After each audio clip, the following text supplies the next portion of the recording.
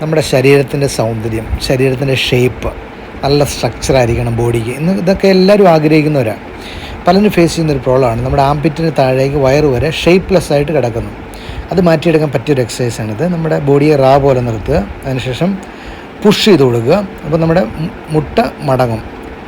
ശരിക്കും പുഷ് ചെയ്ത് കൊടുക്കുക, തിരിച്ച് പുഷപ്പ് പൊസിഷനിലേക്ക് നമ്മുടെ ബോഡിയെ പതിയെ കൊണ്ടുവരിക. ശ്രദ്ധിക്കേണ്ട ഒരൊറ്റ കാര്യമേ ഉള്ളൂ, നിങ്ങൾ മുട്ടിന് പെയിൻ ഉള്ളവരാണെങ്കിൽ ഇത് ചെയ്യുമ്പോൾ പെയിൻ കൂടുന്നുണ്ടെങ്കിൽ ഇത് കണ്ടിന്യൂ ചെയ്യാൻ അഡ്വൈസബിൾ അല്ല.